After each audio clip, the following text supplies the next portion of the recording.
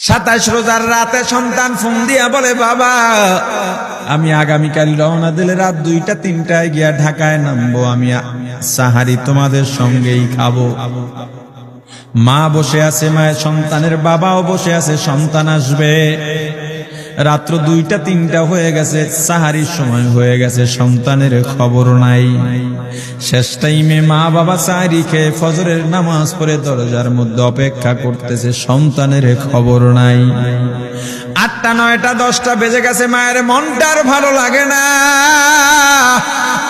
স্বামীকে ডেকে বলে, স্বামীরে আমার সন্তান কই, আমার মনটা ভালো লাগে না, একটা ফোন লাগাও। স্বামী ডাক দিয়া বলে, চিন্তা করো না, ঈদের সময় যানজট থাকতে পারে, চলে আসবে। কিছুক্ষণ পর বাবার মনটাও ভালো লাগে না, বাইরে নেমে পায়চারি করতেছে। হঠাৎ করে একটা ফোন চলে আসছে। সন্তানের ফোন দেখে বাবার সে কি আনন্দ। ফোন রিসিভ করে যখনই সালাম দিল, অপর প্রান্ত থেকে সালামের উত্তরে সন্তানের কণ্ঠ পাওয়া যায় না। বাবা ডেকে বললেন, বাবা তুমি কে? এটা তো আমার সন্তানের কণ্ঠ নয়, তবে মোবাইলটা আমার সন্তানের। ওপার থেকে ডাক দেয়া বলে, আপনি কি এই লোকেই মোবাইলওয়ালার বাবা? বলে, হ্যাঁ।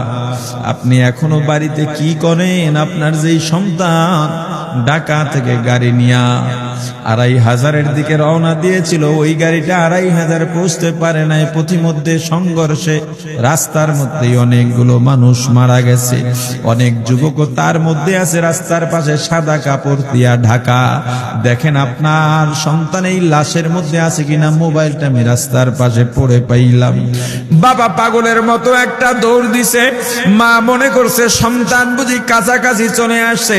অন্যান্য সন্তানদের ডাক দেয়া বলে, তোরা কে, কোথায়, এদিকে আয়, তোদের ভাই বুঝি কাছাকাছি আসছে। আমার কলিজার টুকরা সন্তান, তোর বাবা যে আগায় আনতে গেছে, তাড়াতাড়ি নতুন চাদর বিছা, বালিশের কভার গুলো খুলে নতুন কভার লাগা, পানি গরম বসা, আমার সন্তান এসে গোসল করবে। আহারে সবাই ফুলের মেলা, ফুলের তোড়া নিয়ে অপেক্ষা করতেছে। 4টা বছর কলিজার টুকরা বাড়িতে নাই, বিদেশ থেকে আসবে। বাবা স্পটে গিয়া দেখেন অনেকগুলো লাশ সাদা কাপড় দিয়া ঢাকা। একটা একটা মাথার উপর থেকে কাপড় উঠান আর কৌতূহল বাড়তেছে, কাপড় উঠান আর কৌতূহল বাড়ে। হঠাৎ তাকায় দেখে কলিজার টুকরা সন্তান লাশের মিছিলে শামিল হয়ে গেছে। বাবা সন্তানকে ধরে কাঁদেন আর বলেন, বাবা এত আদর আপ্যায়ন তোর জন্য, এত প্রস্তুতি রে বাবা। তোর মা তোর পথে বসে আছে রে বাবা, কি জবাব দিব বল? তুই যেদিন রওনা দিয়ে বিদেশ চলে গেলি, তোর মা সারা রাত ঘুমায় নাই, দরজায় গিয়া তোর পথের দিকে তাকা রইছি।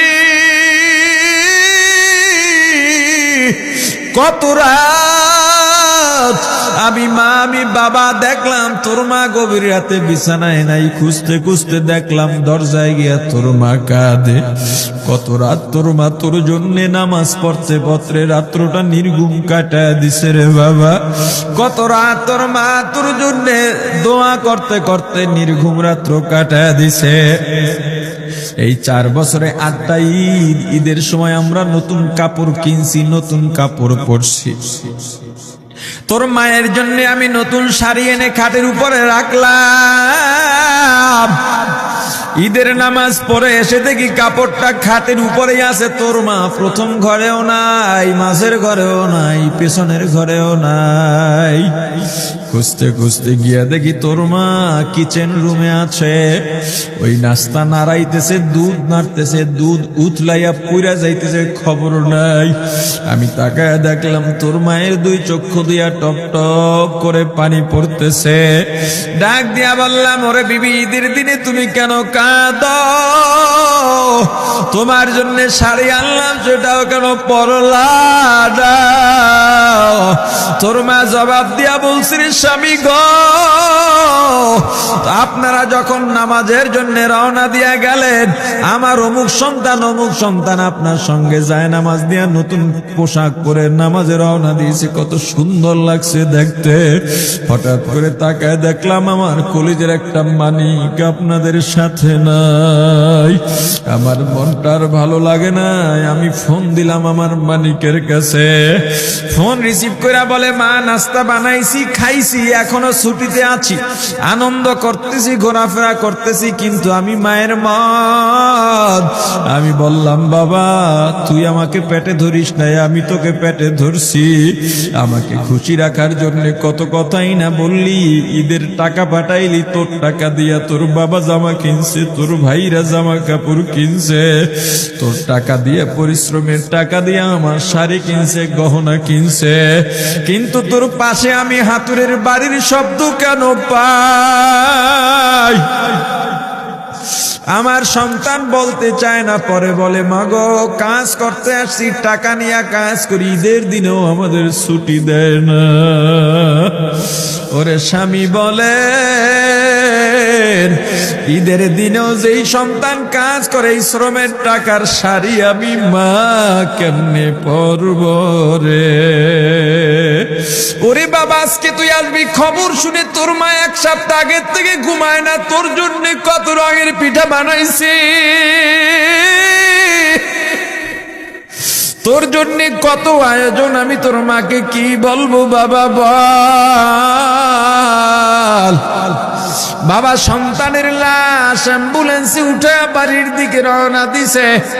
আহারে বাড়ির কাছাকাছি আসছে, এদিকে মা দরজায় গিয়ে অপেক্ষা করতেছে, গাছের আড়াল দিয়া পথের দিকে তাকায় আছেন। দেখেন একটা গাড়ি আসতেছে, মায়ের সে কি আনন্দ, বাড়ির মধ্যে দৌড় দিছে, তোরা কই, তাড়াতাড়ি আয়, ফুলের মালাগুলা নিয়ে আয়, গাড়ি এসে পড়ছে।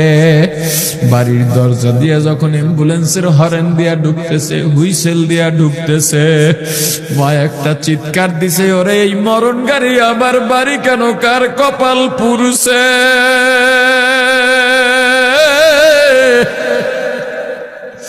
অ্যাম্বুলেন্সের দরজা খুলে তাকায় দেখে কলিজার টুকরা সন্তান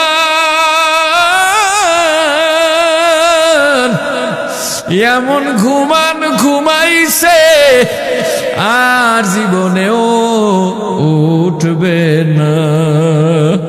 মা কাঁদেন আর বলেন, ওরে বাবা এটা তোর বিছানা নয়, নতুন চাদর বিছাইছি।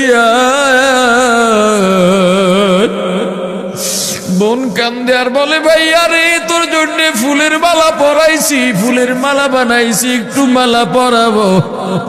মা ডেকে বলেন, রে সন্তান, 4টা বছর আমি তোর মা ডাক শোনার জন্য অপেক্ষা করছি,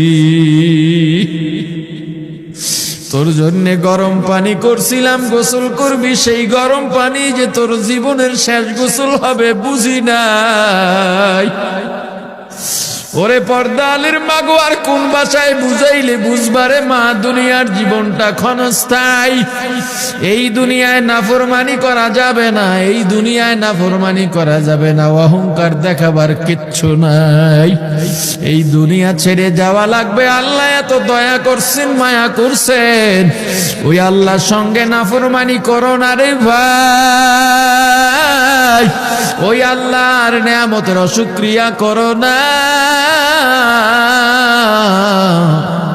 আল্লাহর নেয়ামতের শুকরিয়া আদায় করো, দুনিয়ার সব মোহ ত্যাগ করো, দলের মায়া ত্যাগ করো, দুনিয়ার মায়া ত্যাগ করো। এ আওয়ামী লীগ বিএনপি যারা করো, ক্ষমতায় যারা বারবার যাও, ক্ষমতায় তোমার দল গেলেই তুমি দাপট দেখাও, যুবক রে তোর 2টা পা ধরা লাগলেও পা ধরবো রে ভাই, এই ক্ষমতা কিচ্ছু না, দাপট কিচ্ছু না, ওই কিয়ামতের ময়দানের নাজাতের চেয়ে বড় দাপট আর কিচ্ছু নাই। আল্লাহ রক্ত দিছেন, আল্লাহ জীবন দিছেন, আল্লাহর এই রক্ত আর জীবন দুনিয়ার কুফরি পুঁজিবাদী কুফরি গণতন্ত্রের জন্য দিস না, এই রক্ত আল্লাহর জন্য রাখ, এই জীবন আল্লাহর জন্য রাখ, আমার রাসূলের সুন্নাত দিয়া নিজেকে মোড়াইয়া নে, নিজের জীবনটা গড়াইয়া নে, ওই পরকাল হবে তোমার আমার জন্য মহা শান্তির জায়গা।